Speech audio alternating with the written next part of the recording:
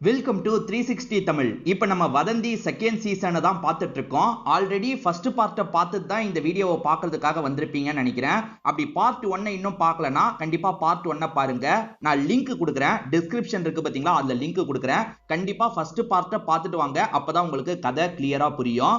So என்ன பொறுத்த வரைக்கும் எண்டிங்கா நான் கெஸ் பண்ணிட்டேங்க. உண்மையாலேயே நான் பார்த்துட்டு இருக்கும் போது இதுதான் எண்டிங்கா இருக்க வாய்ப்பு இருக்குன்னு யோசிச்சேன். கரெக்டா நான் நினைச்ச மாதிரி தான் கொஞ்சம் எண்டிங் வந்தது. நீங்களுமே பார்த்துக்கிட்டே வாங்க, எண்டிங்கை கெஸ் பண்றீங்களா இல்லையான்றதை சொல்லுங்க. ஆனா எண்டிங் என்னன்றதை ரிவீல் பண்ணிடாதீங்க. ஏன்னா கமெண்ட் செக்ஷன்ல ரிவீல் பண்ணிட்டீங்கன்னா மத்தவங்களுக்கு அது ஸ்பாயிலரா மாறிடும். சோ நீங்க கெஸ் பண்ணீங்களா இல்லையான்றதை மட்டும் கண்டிப்பா கமெண்ட் செக்ஷன்ல மென்ஷன் பண்ணுங்க, நானுமே பார்த்து தெரிஞ்சுக்கிறேன்.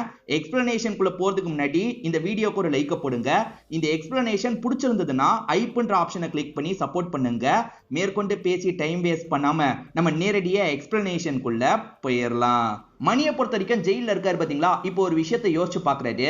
இவரை பொறுத்த வரைக்கும் தண்ணியை கை வைக்காமயே குடிச்சிட்டு இருக்காரு. ஏன்டா நாய் மாதிரி குடிக்கிற அப்படின்ற மாதிரி கேர்ள் ஃபிரெண்ட் கேக்குறாங்க. ஏன் சிங்கம்லாம் சொல்ல மாட்டியா அப்படின்ற மாதிரி இவருமே கேர்ள் ஃபிரெண்ட் கிட்ட ஜாலியா விளையாடிட்டு இருக்காரு. இப்ப இவரோட ஃப்ரெண்டு பிரபா கிட்ட பேசுறது இல்ல போல. பிரபா ஒரு இடத்துல சோகமா உட்கார்ந்துட்டு இருக்கும் போது இன்னொன்னு ஃப்ரெண்டான சுந்தர் இந்த இடத்துக்கு வராரு. இப்ப பிரபா இருக்காருல, சுந்தரை பார்த்து ஒரு கேள்வி கேட்கிறாரு. அது என்னன்னா, ஃப்ரெண்டோட தங்கச்சி பின்னாடி சுத்திட்டு இருக்கியடா, இதெல்லாம் ஃப்ரெண்டுக்கு தெரிஞ்சா என்ன நினைப்பான் அப்படின்ற மாதிரி கேட்கிறாரு. சோ சுந்தர் தங்கச்சி பின்னாடி சுத்திட்டு இருக்கிறது பிரபாக்கு தெரிஞ்சிருது போல. அப்படியே கட் பண்ணி இந்த சுந்தர் சுத்துறத நமக்கே காட்டுறாங்க.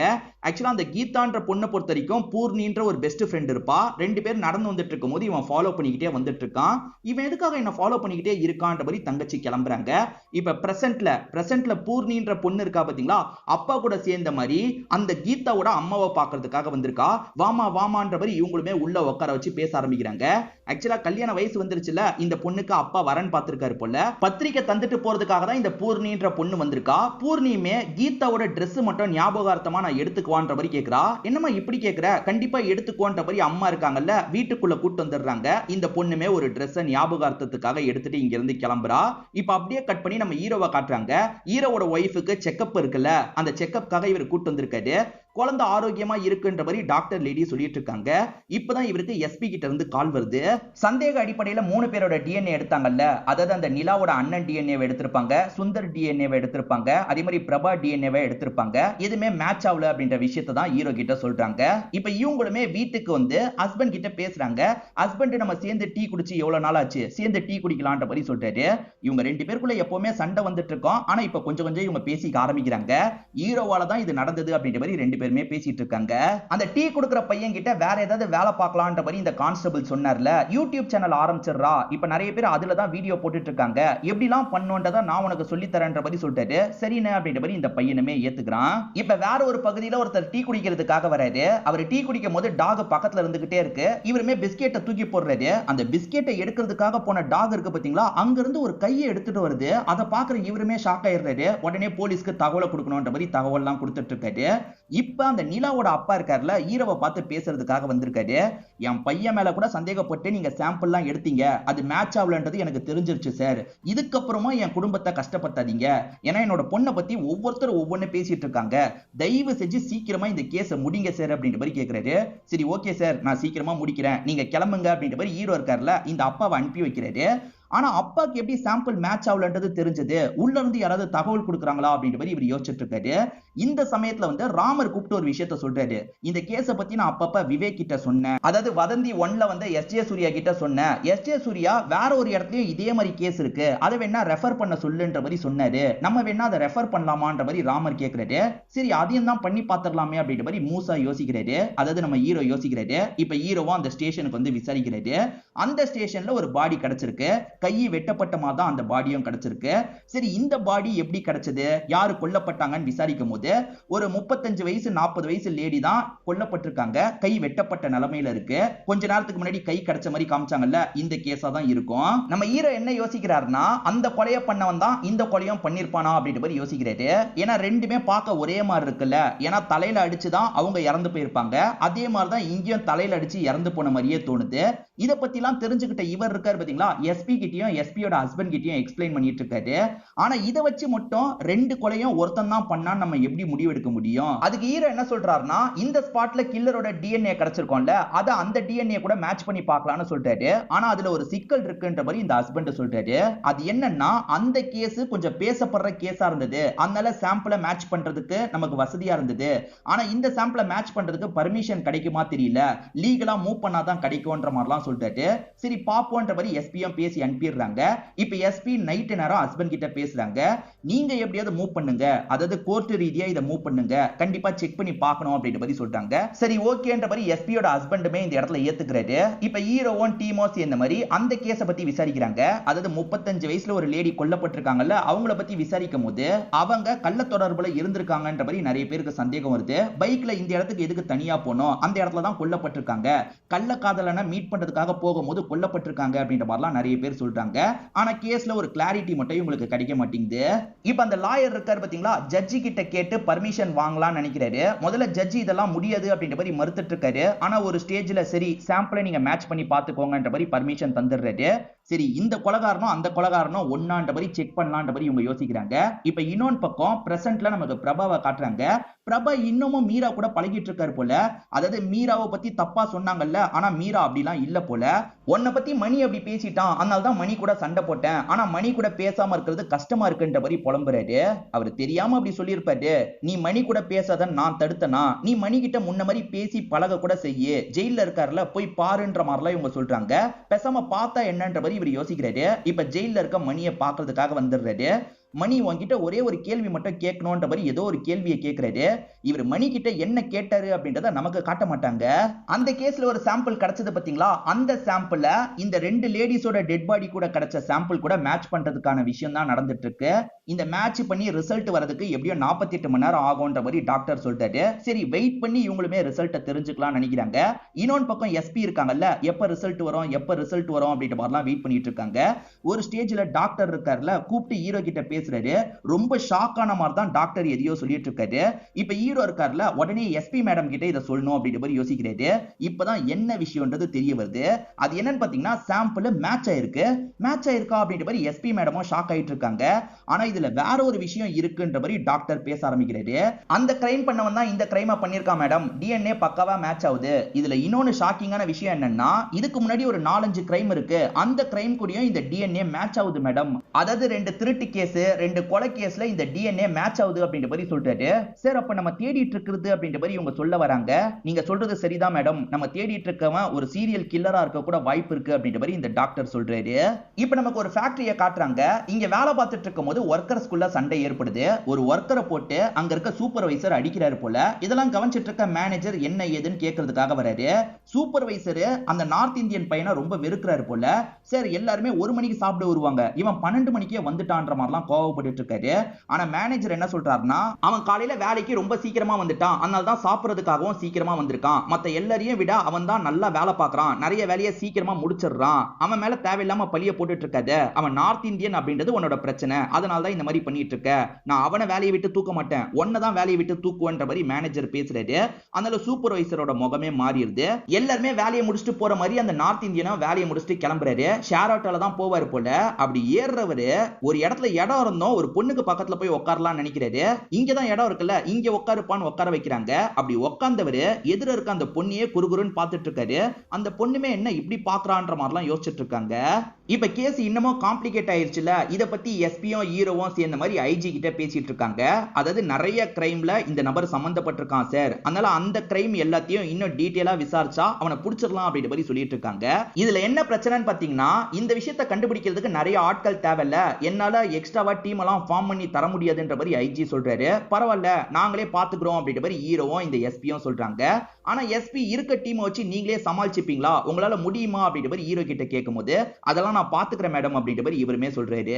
கான்ஸ்டபிள் ஒருத்தர் ஒரு பையன் யூடியூப் சேனல் ஆரம்பிக்க ஹெல்ப் பண்ணலாம் நினைச்சாரு பாத்தீங்களா, இப்ப அந்த யூடியூப் சேனல்ல பேட்டி தர மாதிரிலாம் பேசிட்டு இருக்காரு. என்ன சொல்றாருன்னா, இது சீரியல் கில்லிங்ன்ற மாதிரி எங்களுக்கு சந்தேகம் இருக்கு, அந்த ஆங்கிள் விசாரணை பண்ணிட்டு இருக்கோம் அப்படின்ற மாதிரிலாம் சொல்றாரு. அந்த பையன் வீடியோ எடுத்தான்ல, அதை நெட்ல போட்டு விட்டுறான். இப்ப இன்னொன்று பக்கம் நமக்கு யாரை காட்டுறாங்கன்னா, ஜெயில இருக்க மணியை காட்டுறாங்க. அம்மா பாக்குறதுக்காக வந்திருக்காங்க. அம்மா கடைசி டைமே 1000 ரூபாய் தந்திருப்பாங்க. ஆனா உள்ள இருக்க ஆளுங்க அந்த காசை இவருக்கு தந்திருக்க மாட்டாங்க. அம்மா நீ காசு தரது வேஸ்ட், நீ காசெல்லாம் தராதம்மா. அதே மாதிரி காரி எப்படி இருக்கான்ற மாதிரி கேக்குறாரு. இவர் ஒரு மாடை வளர்த்தாரு பாத்தீங்களா, அந்த மாட்டை பத்தி கேக்குறாரு. மாட்டை தனியா என்னால பாத்துக்க முடியல, வித்துறலான் இருக்கன்ற மாதிரி அம்மா சொல்றாங்க. அம்மா அம்மா அதை மட்டும் விக்காதீங்கம்மா, எனக்காக வச்சிருங்கம்மா அப்படின்ற மாதிரி பையன் சொல்லும் போது அம்மாவும் சரின்ற மாதிரிலாம் ஏத்துக்கிறாங்க. இப்ப இன்னொன்னு பக்கம் அந்த நியூஸ் பரவ ஆரம்பிக்குது. அதாவது அந்த சேனல்ல போட்ட வீடியோ இருக்குல்ல, பயங்கர வைரலா மாறிடுது. இது தெரியாதுல ஹீரோக்கு. இப்ப ஹீரோக்கு டீமை சேர்ந்தவங்க தான் சொல்றாங்க. இப்ப டீமை சேர்ந்த எல்லாருமே அந்த கான்ஸ்டபிள் மேல கோவப்படுறாங்க. யோ எதை வீடியோவா எடுக்கணும்னு கூட அவனுக்கு தெரியாதுன்னு கேட்கும் போது, சார் அவ்வளவு ரீச் ஆகாதுன்னு நினைச்சேன் சார், இவ்வளவு ரீச் ஆகும்ன்றதை எதிர்பார்க்கலன்ற மாதிரிலாம் சொல்லிட்டு இருக்காரு. இதனால இப்ப எஸ்பி கிட்ட இருந்து பிரஷர் வருது, ஐஜி கிட்ட இருந்தும் பிரஷர் வருது. ஹீரோ என்ன ஏதுன்னு பாக்குறதுக்காக இங்க இருந்து கிளம்புறாரு. அந்த பையன் டீ கொடுக்க வர வேணான்ற மாதிரி அந்த கான்ஸ்டபிள் சொல்லி வச்சிருக்காரு போல. நீங்க பண்ண தப்புக்கு அந்த பையன் என்ன பண்ணுவான், அந்த பையனையே டீ தரதுக்காக வர சொல்லுங்கன்ற மாதிரி ஹீரோவும் கிளம்புறாரு. இப்ப எஸ்பியை பாக்குறதுக்காக தான் வந்திருக்காரு. சாரி மேடம், எதிர்பார்க்காம இப்படி நடந்துருச்சு அப்படின்ற மாதிரிலாம் சொல்லிட்டாரு. ஐஜி என்ன சொல்ல போறாரோ தெரியல. கண்டிப்பா இதுக்கப்புறம் இந்த கேஸ் நம்ம கையை விட்டு போயிடும்ன்ற மாதிரிலாம் சொல்றாங்க. ஐஜியுமே உங்ககிட்ட போய் கேஸை தந்தம் பாருங்க, என்ன சொல்லணும் அப்படின்ற மாதிரி பயங்கரமா திட்டிட்டு இருக்காரு. அப்பன்னு பார்த்து ஐஜிக்கு மேல இருக்க ஆபீசர் எதர்ச்சியா இந்த இடத்துக்கு வராரு. என்ன ஏதுன்ற மாதிரிலாம் இவங்க கிட்ட பேச்சு கொடுக்க ஆரம்பிக்கிறது. இவங்க விசாரணை பண்ணிட்டு இருக்க கேஸ பத்தியும் அதுல ஒரு சொதப்பல் நடந்ததை பத்தியும் சொல்லிட்டு இருக்காங்க. இந்த ஆபீசரை பொறுத்த வரைக்கும் கொஞ்சம் சப்போர்ட் பண்றாரு. அது என்னன்னா, நம்ம எவ்வளவுதான் கவனமா இருந்தாலும் இந்த மாதிரியான மிஸ்டேக்லாம் நடக்க தான் செய்யும், அதை விட்டு தள்ளுங்க. இப்ப டீம் உங்களுக்கு நான் அமைச்சு தந்தா சீக்கிரமா அந்த குற்றவாளியை புடிச்சிருவீங்களான்ற மாதிரி கேக்குறாரு. சார் கண்டிப்பா புடிச்சிருவோன்ற மாதிரி ஹீரோவும் கான்பிடென்ட்டா பேசுறாரு. சரி அப்போ ஒரு டீமை ஃபார்ம் பண்ணிக்கோங்க, சீக்கிரமா அந்த சீரியல் கில்லரை புடிங்கன்ற மாதிரி சொல்றாரு. இதுக்கு முன்னாடி ஒரு 4-5 கேஸ்ல ஒருத்தன் சம்பந்தப்பட்டிருக்கான்ல, அந்த 4-5 கேஸ பத்தி முழுசா தெரிஞ்சுக்கிட்டாதான் அவன் யாரு என்னன்றதை கண்டுபிடிக்க முடியும்ன்றதுக்காக தான் ஒரு டீமை கேட்டிருப்பாரு. இப்ப டீமுக்கான எல்லா அரேஞ்ச்மெண்ட் ஒர்க்கும் பண்ணி தந்துடுறாங்க. இப்ப டீமை சேர்ந்த எல்லாருமே அந்த 4 கேஸ பத்தியும் விசாரணை பண்ணிட்டு இருக்காங்க. 4 கேஸ்லயுமே அவன் மாட்டாம இருக்கான். சோ ஏதாவது சின்ன எவிடன்ஸ் கிடைச்சா கூட அவனை புடிச்சிடலாம், அங்க இருக்க சிசிடிவி எல்லாம் நல்லா செக் பண்ணலாம்ன்ற மாதிரி பயங்கரமா செக் பண்றாங்க. இவங்களுமே பயங்கரமா விசாரணை பண்ணிட்டு இருக்காங்க. ஆனா பிரயோஜனமா எதுவும் கிடைக்க மாட்டேங்குது. இப்ப ஹீரோ இருக்காரு பாத்தீங்களா, ஜெயில இருக்க அந்த மணியை பாக்குறதுக்காக வந்திருக்காரு. மணியை பொறுத்த வரைக்கும் ஒரே ஒரு உதவி மட்டும் கேட்கிறான். எனக்கு பெயில் மாதிரி ஏற்பாடு பண்ணி தந்தீங்கன்னா நான் கொஞ்சம் போய் அம்மாவை பார்த்துட்டு வருவேன் அப்படின்ற மாதிரிலாம் கேட்டுட்டு இருக்கான். இதை தாண்டி இவர் இப்போ ஒரு கேள்வியை கேட்கிறாரு. அதாவது நீ வரதுக்கு முன்னாடியே உன்னோட தங்கச்சியும் அந்த நிலான்ற பொண்ணும் எதுக்காக கிளம்பி போனாங்க, அந்த கேள்வி தாண்டா எனக்குள்ள வந்துகிட்டே இருக்கு, எதுக்காகடா போயிருப்பாங்களா இருக்கும் அப்படின்ற மாதிரி கேட்கிறாரு. சார் அதுதான் சார் எனக்கும் புரிய மாட்டேங்குது, நான் வந்ததுக்கு அப்புறம் போங்கன்னு சொன்னேன், திடீர்னு எப்படி போனாங்கன்னு எனக்கு புரிய மாட்டேங்குது சார் அப்படின்ற மாதிரி இவன் சொல்றான். நாங்க சீக்கிரமா ரிசல்ட்டை காட்டுறோன்ற மாதிரி இவங்க 2 பேர் சொன்னாங்கல்ல, ஆனா ஒரு வாரத்துக்கு மேல ஆயிடுச்சு, இவங்க எந்த ஒரு விஷயத்தையும் கண்டுபிடிக்காம இருக்காங்க. என்னப்பா கண்டுபிடிச்சிருவன் தானே சொன்ன அப்படின்ற மாதிரி அந்த சீனியர் கேட்கிறாரு. சார் இன்னும் கொஞ்சம் டைம் தாங்க சார், எப்படியாவது கண்டுபிடிச்சிடுறேன் அப்படின்ற மாதிரி ஹீரோவும் எக்ஸ்ட்ராவா கொஞ்சம் டைம் வாங்குறாரு. இப்ப அந்த நார்த் இந்தியன் பையனை நமக்கு காட்டுறாங்க. அவனோட ஃப்ரெண்ட்ஸுமே இங்க தான் வேலை பார்க்கறாங்க போல. எல்லாருமே சேர்ந்த மாதிரி அந்த ஷேர் ஆட்டோல ஏறுறாங்க. இப்ப வேணும்ட்டே அந்த பொண்ணுக்கு பக்கத்துலயே உட்கார்றான். அந்த பொண்ணை இடிச்சுக்கிட்டே வந்துட்டு இருக்கான். அந்த பொண்ணுமே ரொம்ப அன்கம்ஃபர்டபிளா ஃபீல் பண்றாங்க. இப்ப அந்த பொண்ணு இறங்குற இடம் வந்துருது பாத்தீங்களா, இவனுமே வேணும்ட்டே அந்த இடத்துல இறங்கிடுறான். இவன் ஃப்ரெண்ட்ஸும் இறங்கிடுறாங்க. இந்த பொண்ணை ஃபாலோ பண்ணிட்டு இருக்காங்க. இந்த பொண்ணு கிட்ட எல்லை மீறி நடக்கலான்னு ஃபாலோ பண்ணிட்டு இருக்காங்களா என்னன்னு தெரியல.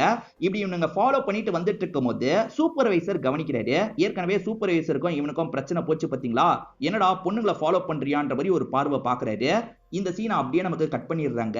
இப்போ ஒரு பெரிய நியூஸ் பேப்பரோட ஹெட் இருக்காரு பாத்தீங்களா, அங்க இருக்க ஒருத்தரை கூப்பிட்டு பேச ஆரம்பிக்கிறாரு. யோ என்னையா நியூஸை போட்டு வச்சிருக்கீங்க, இந்த மாதிரிலாம் நியூஸ் படிச்சா நல்லாவே இருக்காது, நியூஸ்ல நிறைய கிறிஸ்பான விஷயத்தை சேர்க்கணும், நான் சொல்ற மாதிரி நியூஸை போடுங்கன்னு சொல்றாரு.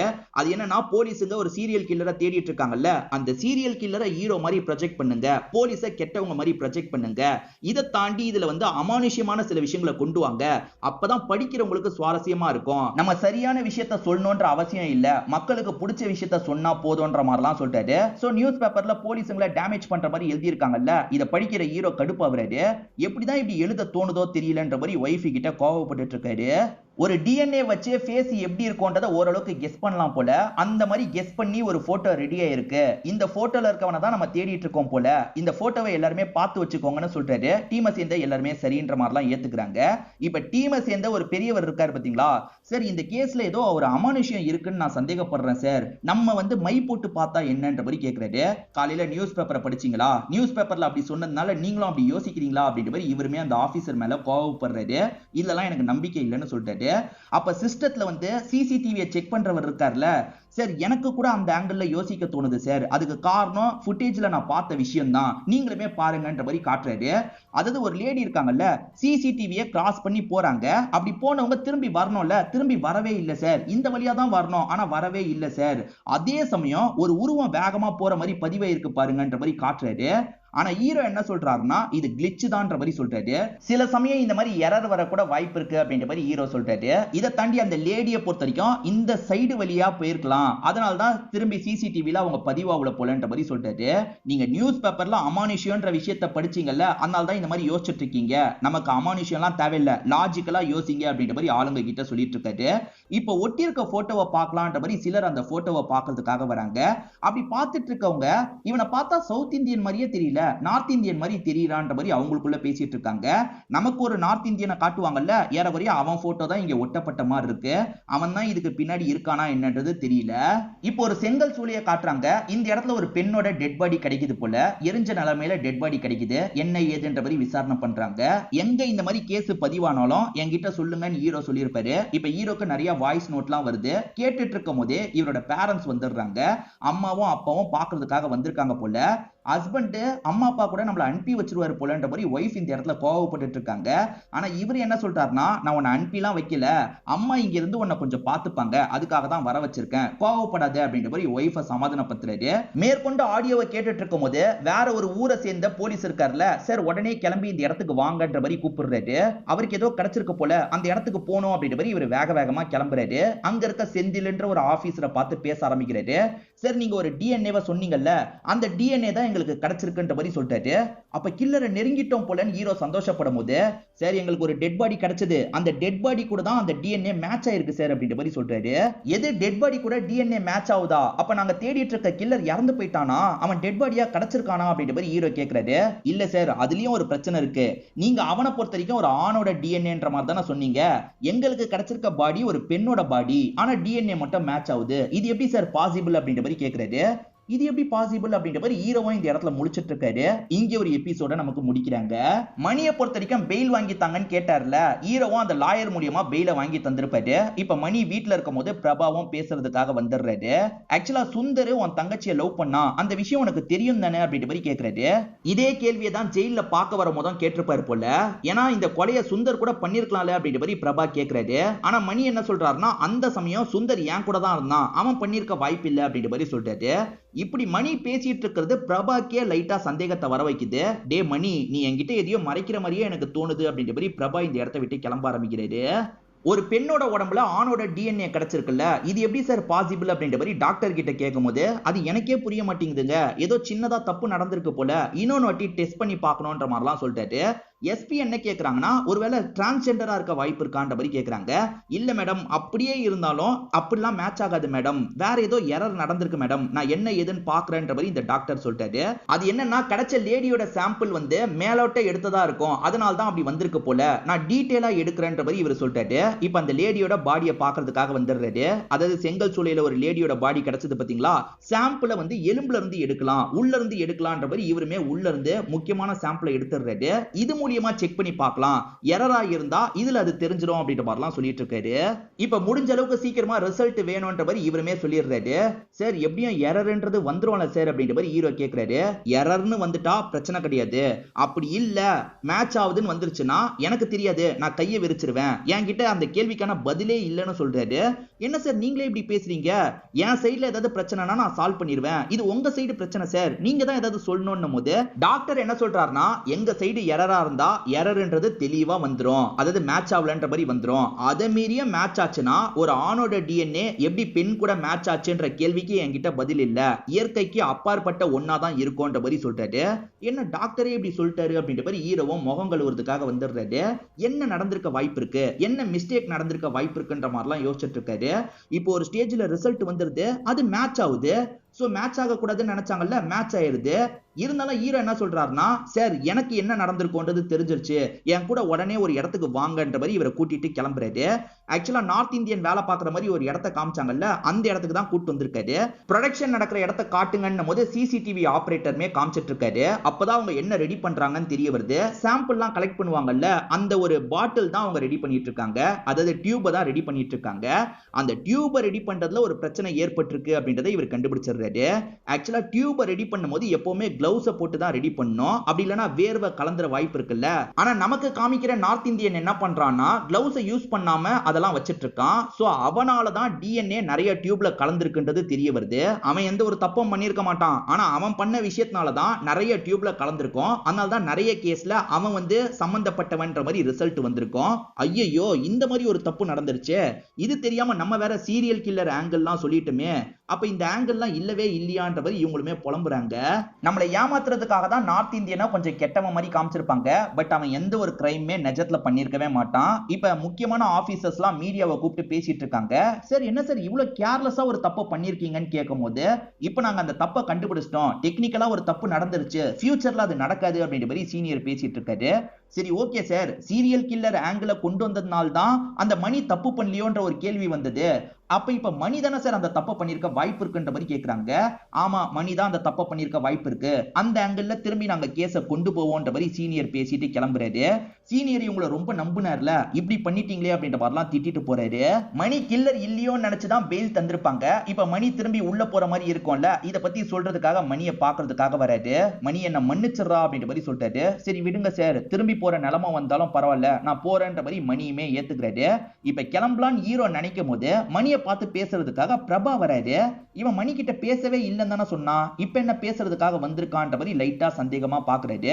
இப்ப நைட்டு நேரம் பிரபாவை லாக் பண்ணி பேசலான்ற மாதிரி யோசிக்கிறாங்க. அவங்க கிட்ட பேசவே இல்லைன்னு சொன்னா திரும்பி பேச ஆரம்பிச்சிட்ட போலியே, என்ன கதைன்ற மாதிரிலாம் இவனை மிரட்டுற மாதிரி கேள்வி கேட்கிறாங்க. இவனுமே ஒரு விஷயத்த சொல்றான். சார் மணியே என்கிட்ட எதையோ மறைக்கிறான் சார். மணியை பொறுத்த வரைக்கும் அப்ப சுந்தர் கூட இருந்ததா சொன்னான், ஆனா சுந்தர் கூட அவன் இல்ல சார், எதையோ மறைக்கிறான்ற மாதிரிலாம் சொல்றாரு. இந்த மணியும் சுந்தரும் ஏதோ மறைக்கிறாங்க போல, அவங்கள லாக் பண்ணி விசாரிக்கணும் அப்படின்ற மாதிரி ஹீரோவும் யோசிக்க ஆரம்பிக்கிறாரு. இப்ப மணியை லாக் பண்ணவரு சுந்தர தலைகீழ கட்டி போட்டிருக்காரு. சுந்தர அடி அடின்னு அடிக்கிறாரு. மணி நீ எதையோ மறைக்கிற, நீ சுந்தர் கூட அப்ப இல்ல, வேற ஏதோ நடந்திருக்கு, என்ன நடந்ததுன்னு சொல்லு, இல்லனா சுந்தர அடிச்சுக்கிட்டே இருப்பன்ற மாதிரிலாம் சொல்றாரு. சார் அதெல்லாம் எதுவும் இல்ல சார்னு மணி சொல்லிட்டு இருக்கான். ஆனா சுந்தரால வலிய தாங்க முடியல. சுந்தர் எதையோ சொல்ல போறான் போல. சார் நான் சொல்றேன்ற மாதிரிலாம் சொல்லிட்டு இருக்கான். டே சுந்தர் வேணாண்டா, அதெல்லாம் சொல்லாதடா அப்படின்ற மாதிரி மணியும் இந்த இடத்துல பயப்படுறாரு. ஆனா அவனால வலிய தாங்க முடியல. சார் நான் எல்லாத்தையும் சொல்லிடுறேன்ற மாதிரிலாம் அழ ஆரம்பிச்சிடுறான். அவனை விடுங்கன்ற மாதிரி சொன்னோன்னே அவனை கீழெல்லாம் இறக்கிடுறாங்க. இப்ப கூட இந்த மணி இருக்கார்ல, டே சொல்லாதடா ப்ளீஸ்ரா, சொல்லாதடா ப்ளீஸ்ரா அப்படின்ற மாதிரி ரொம்ப கெஞ்சி கேட்கிறாரு. ஆனா வலி தாங்க முடியாம இவனுமே ஒரு விஷயத்தை ரிவீல் பண்ண ஆரம்பிக்கிறான். இந்த சுந்தர பொறுத்த வரைக்கும் மணியோட தங்கச்சி கீதா மேல ஒரு கண்ணு இருக்கும், அடிக்கடி ஃபாலோ பண்ணிக்கிட்டே இருப்பான். இவன் எதுக்காக என்ன ஃபாலோ பண்ணிக்கிட்டே இருக்கான்ற மாதிரி கீதாவும் பூர்ணி கிட்ட புலம்பிட்டு இருக்காங்க. கொஞ்ச நாள் ஃபாலோ பண்ணுவான், அதுக்கப்புறம் விட்டுருவான், ஃப்ரீயா விடுன்ற மாதிரி அவங்களுமே சொல்றாங்க. இந்த கீதா வீட்டுல தனியா இருக்கும் போது கூட இவன் என்ன பண்றானா, அவங்களை எட்டி எட்டி பார்த்துட்டு இருக்கான். இவனை பார்த்தா கடுப்பான மாதிரி அவங்க ஜன்னலை சாத்தி சாத்தி வச்சிடுறாங்க. ஒரு நாள் ஜன்னலை திறந்து வச்சிருக்காங்க. இவனுமே சிரிச்சுக்கிட்டே அந்த இடத்துக்கு போயிட்டு இருக்கான். சோ இது மூலியமா இவங்க ரெண்டு பேருக்குள்ள ஒரு நட்பு மாதிரி ஏற்படுது போல. போன் மூலியமா இவங்க ரெண்டு பேருமே பேசிட்டு இருக்காங்க. அந்த பொண்ணு அடிக்கடி வந்து இந்த பையனான சுந்தர் கிட்ட பேசிட்டு இருக்கா. இந்த மாதிரி சமயத்துல தான் நிலாவோட அண்ணனுக்கும் மணிக்கும் வாக்குவாதம் மாதிரி ஏற்படுது. உன்னால முடிஞ்சதை பாத்துக்கோ அப்படின்ற மாதிரி மணி இருக்கார்ல, அந்த அண்ணன் கிட்ட ஓவரா பேசிடுறாரு. இது எல்லாத்தையும் இந்த தங்கச்சி கீதாவும் கவனிக்கிறாங்க. இப்ப கீதாவோட லவ்ல ப்ராப்ளம் போல, வீட்டை விட்டு ஓடி போனா என்னன்ற மாதிரிலாம் யோசிக்கிறாங்க. நீ கவலைப்படாத, நான் வந்துடுறேன்ற மாதிரிலாம் பாய் ஃப்ரெண்டான அந்த சுந்தர் கிட்ட சொல்லிட்டு இருக்காங்க. இப்ப வீட்டுல எல்லாரும் தூங்குனதுக்கு அப்புறம் இவங்க நைஸா கிளம்பலான்னு பார்த்தா அண்ணன் நிலாவை வீட்டுக்கு கூட்டு வந்துடுறாரு. அண்ணன் அடிச்சுட்டுதான் நிலா சொன்னாங்கல்ல, அதனால இவர் வீட்டுக்கு கூட்டு வந்துடுறாரு. தங்கச்சி கிளம்பலான்னு நினைச்சாங்கல்ல, ஆனா இப்ப இவங்க வந்ததுனால கிளம்ப முடியல. ஐயோ நம்மளால கிளம்ப முடியலையேன்ற மாதிரி ஃபீல் பண்ணிட்டு இருக்காங்க. ஏன்னா இவங்க லவ்ல ஏதாவது ப்ராப்ளம் வந்துட போகுது அப்படின்ற மாதிரிலாம் பயங்கரமா ஃபீல் பண்ணிட்டு இருக்காங்க. ஒன்னும் பிரச்சனை இல்ல, காலையில மொத வேலையா கிளம்பிடலாம் அப்படின்ற மாதிரி யோசிச்சுட்டு இருக்காங்க. விடிய காலையில எல்லாருமே எந்திரிக்கிறதுக்கு முன்னாடி கிளம்ப பாக்குறாங்க. ஆனா அப்பன்னு பார்த்து நிலாவோட அப்பா பஞ்சாயத்து பேசுறதுக்காக ஆளுங்களை கூட்டிட்டு வந்துடுறாரு. சே இப்பயும் நம்மளால கிளம்ப முடியலையேன்ற மாதிரி இந்த தங்கச்சி பயங்கரமா ஃபீல் பண்ணிட்டு இருக்காங்க. ஒரு ஸ்டேஜ்ல காம்ப்ரமைஸ் மாதிரி ஏற்படுது. நான் என் தங்கச்சி கூட கூட உங்க பொண்ணை 2 நாள்ல அனுப்பி வச்சிடுறேன் அப்படின்ற மாதிரி இவருமே சொல்றாரு. இப்ப இந்த தங்கச்சிக்கு ஒரு கேப் கிடைக்குதுல, இந்த தங்கச்சி பஸ் ஸ்டாப்க்கு வராங்க. ஆனா பஸ் ஸ்டாப்ல சுந்தர் இல்ல போல. ஐயோ சுந்தர் நம்மள விட்டுட்டு போயிட்டான் போல அப்படின்ற மாதிரி இவங்களுமே பயங்கரமா இந்த இடத்துல ஃபீல் பண்ணிட்டு இருக்காங்க. நீலா வீட்டுக்கு வந்ததுல இருந்தே தங்கச்சி அப்செட்டா இருக்கால, நான் வந்தது உனக்கு பிடிக்கலையா கீதான்னு இவங்க பேசுறதுக்காக வராங்க. அந்த இடத்துல பார்த்தா அவ கையை கட் பண்ணி வச்சிருக்கா. தற்கொலை பண்றதுக்காக கையை கட் பண்ணி வச்சிருக்கா. எதுக்காக கையை கட் பண்ணி வச்சிருக்கன்னு கேட்கும்போது இவ அழுதுகிட்டே ஒரு விஷயத்த சொல்றா. நான் சேரலாம் நினைச்சேன், நீங்க வந்து எல்லாத்தையும் கெடுத்துட்டீங்கன்ற மாதிரி சொல்றா. இப்பதான் வேற ஒரு விஷயத்தை நமக்கு ரிவீல் பண்றாங்க. ஆக்சுவலா ஃபாலோ பண்ண சுந்தர் இருக்கான்ல, ஒரு நாள் ஜன்னல் திறந்து வச்சோன்னா பாக்குறதுக்காக போயிருப்பான். ஜன்னலை பாக்குறவன் ஷாக் ஆயிடுறான். காரணம் அந்த இடத்துல பூர்ணி கூட தான் இந்த பொண்ணு ஒன்னா இருக்கா. அதாவது 2 பேருமே லெஸ்பியனா இருப்பாங்க. ஐயோ இவன் பாத்துட்டானே அப்படின்ற மாதிரிலாம் இந்த பொண்ணு பயப்படுறா. ஆனா பூர்ணி என்ன சொல்றான்னா, லவ்வையே அவன் சொல்றதுக்கு வரல, இதெல்லாம் உன்னோட அண்ணன் கிட்ட போய் சொல்ல மாட்டான், ஃப்ரீயா விடு அப்படின்ற மாதிரி சமாதானப்படுத்திட்டு இருக்கா. ஆக மொத்தத்துல பொண்ணும் ஒன்னா இருக்காங்க. அதை பாக்குற சுந்தர் ஷாக் ஆன மாதிரி அங்க இருந்து ஓடி போயிருப்பான். இந்த கீதா சுந்தர் கிட்ட பேசின மாதிரி நம்மள நம்ப வச்சிருப்பாங்க. ஆனா உண்மையில பூர்ணி கிட்ட பேசியிருப்பாங்க. பூர்ணியோட அப்பா சீக்கிரமா கல்யாணம் பண்ணி வைக்கலாம் நினைக்கிறாரு. வீட்டுல எப்படியும் இதை ஏத்துக்க மாட்டாங்கல்ல, 2 பேருமே வீட்டை விட்டு ஓடி போயிடலான்ற மாதிரிலாம் போன்ல பேசிக்கிறாங்க. ஆனா அதுக்குள்ள நிலா வந்ததுனால பிளான் கெட்டு போயிருது.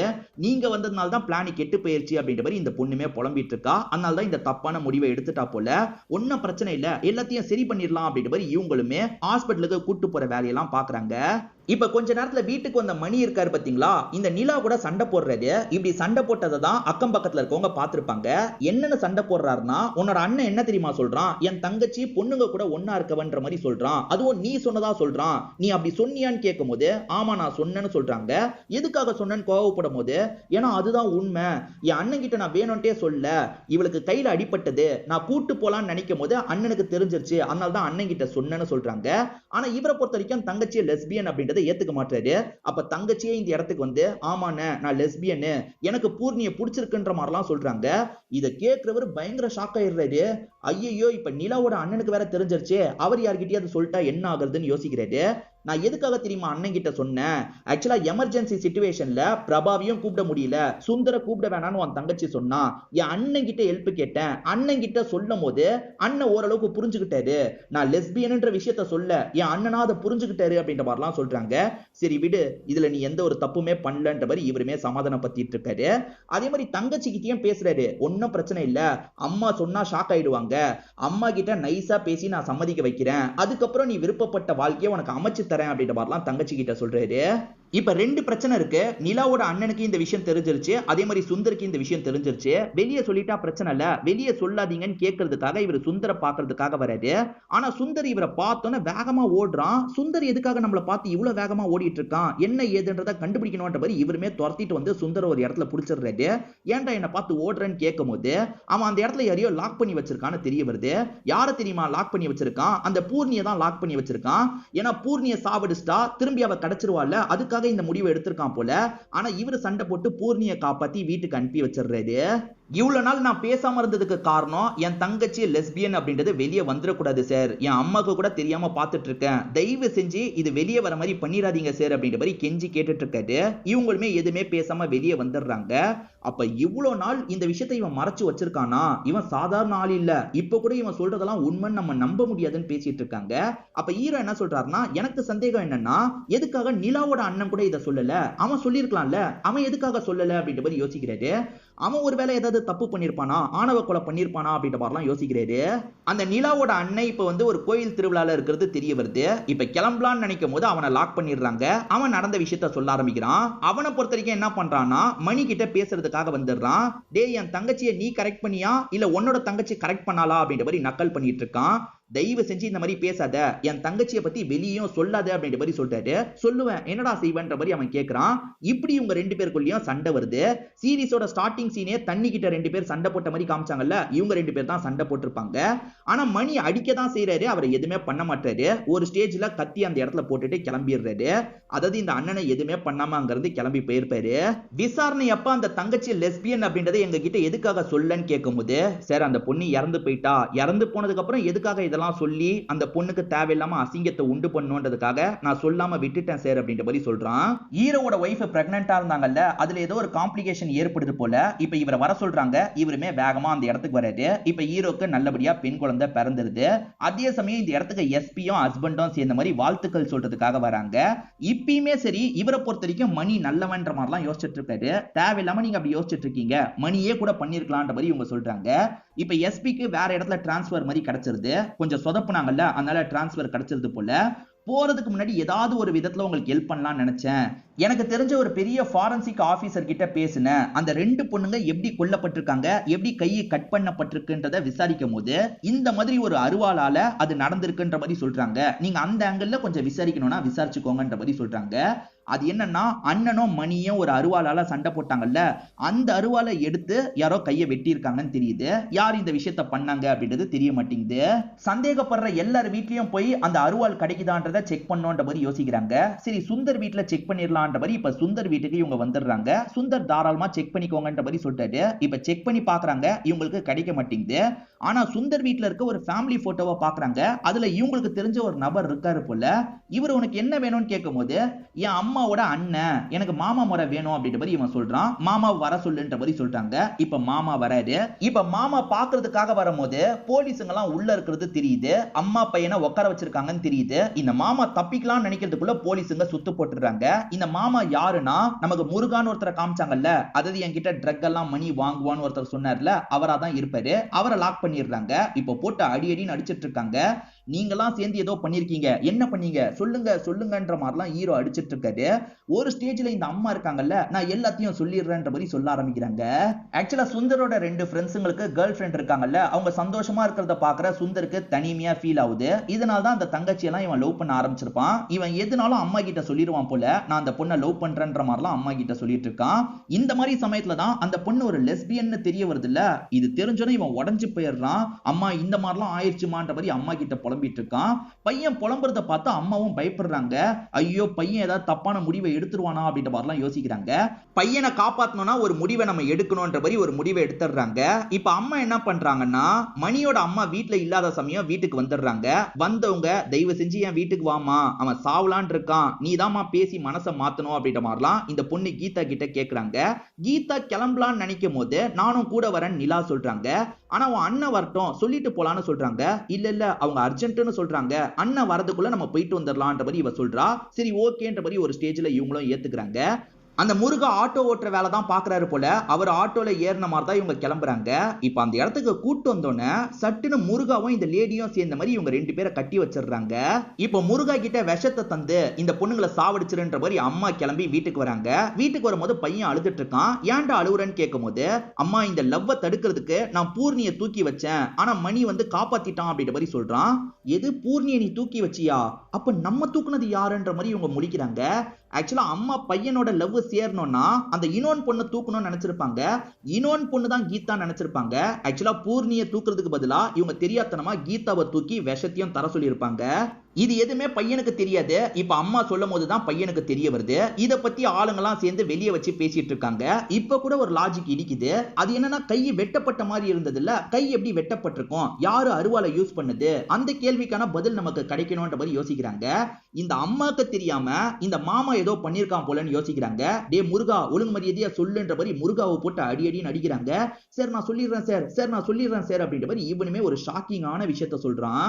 இந்த பொண்ணுங்களை கூட்டு வந்ததுல இருந்தே முருகா கொஞ்சம் சபலப்பட்டுக்கிட்டே தான் இருக்கான். இந்த பொண்ணுங்களை ஏதாவது பண்ணணும்னு யோசிக்கிறான். தங்கச்சி நான் விஷத்தை கொடுத்து சாவடிக்கிறேன்ற மாதிரி ஊட்டி விடுறதுக்கு போறாங்க. அதெல்லாம் பார்த்து பக்குவமா தரணும், நான் பாத்துக்கிறேன், நீ கிளம்புன்ற மாதிரி இவனுமே தங்கச்சி அனுப்பி வச்சிடறான். தங்கச்சிக்கு தூக்க வேண்டிய பொண்ணுங்களை தூக்கலன்னு தெரியுது இல்ல, ஏ முருகா அவசரப்பட்டு விஷத்தை தந்துராதன்ற மாதிரி இவங்க சொல்றாங்க. நீ இப்ப சொன்னா எப்படி, நான் ஏற்கனவே விஷத்தை தந்துட்டேன், என்ன பண்ணுன்றதை நான் பாத்துக்கிறேன் அப்படின்ற மாதிரி இவருமே தங்கச்சி கிட்ட சொல்லிடுறாரு. ஆனா உண்மை என்ன தெரியுமா, அந்த டைம் இவர் விஷத்தெல்லாம் தந்திருக்க மாட்டாரு. இவர் நினைச்சா இந்த 2 பொண்ணுங்களை விட்டுருக்கலாம். ஆனா ஆனா இவர் என்ன பண்றாருன்னா ரெண்டு பொண்ணுங்க கிட்டயும் எல்லை மீறி நடக்கணும்ன்ற மாதிரி எல்லை மீறி நடக்கிறாரு. அதுல ஒரு பொண்ணு வீம்பு பண்ணும்போது தான் கையை வெட்டியிருக்காரு போல. இது எல்லாத்தையும் இந்த நபரு சைக்கோ மாதிரி சொல்லிட்டு இருக்காரு. இதெல்லாம் கேட்கிற அந்த சுந்தருக்கு பயங்கர கோவம் வருது. பக்கத்துல ஒரு ஆயுதம் இருக்கும். அந்த ஆயுதத்தை எடுத்துட்டு வந்து சட்டு சட்டுன்னு மாமாவை குத்திட்டு இருக்கான். இப்படி பண்ணிட்டியடா அப்படின்ற மாதிரிலாம் குத்திட்டு இருக்கான். கொடூரமா இந்த இடத்துல இவருமே இறந்து போயிடுறாரு. இப்ப சுத்தி இருக்க ஆபீசர்ஸ் இருக்காங்கல்ல, சுந்தரை இந்த இடத்துல கண்ட்ரோல் பண்ணிட்டு இருக்காங்க. அந்த மாமா இறந்து போயிடுறாரு. அவர் பாடியை கொண்டு போயிட்டு இருக்காங்க. இந்த மாதிரி ஒரு விஷயம் நடந்திருக்கும்னு இவங்க யோசிச்சே பார்த்திருக்க மாட்டாங்கல்ல. பயங்கரமா எல்லாருமே ஷாக் ஆயிடுறாங்க. இத பத்தி சம்பந்தப்பட்டவங்க கிட்ட சொல்லணும்ல. அதனால நிலா ஃபேமிலி கிட்டயும் கீதா ஃபேமிலி கிட்டயும் இந்த விஷயத்த சொல்றாங்க. இது அவங்களாலயும் ஏத்துக்க முடியல. அவங்களுமே பயங்கரமா இந்த இடத்துல ஃபீல்லாம் பண்ணிட்டு இருக்காங்க. கீதா டான்ஸ் ஆடிட்டு இருக்கும் போது யாரையோ பார்த்து ஷாக் ஆனாங்கல்ல. ஆக்சுவலா சுந்தர் சுத்தி சுத்தி வருவான். அவனை பார்த்து தான் கொஞ்சம் ஷாக் ஆயிருப்பாங்க. இப்ப தெரிஞ்சுக்கிட்ட விஷயத்தை பத்தி இவங்களுமே மணி கிட்ட சொல்றாங்க. மணியுமே இந்த மாதிரி நடந்ததா அப்படின்ற மாதிரி பயங்கரமா ஃபீல் பண்ணிட்டு இருக்காரு.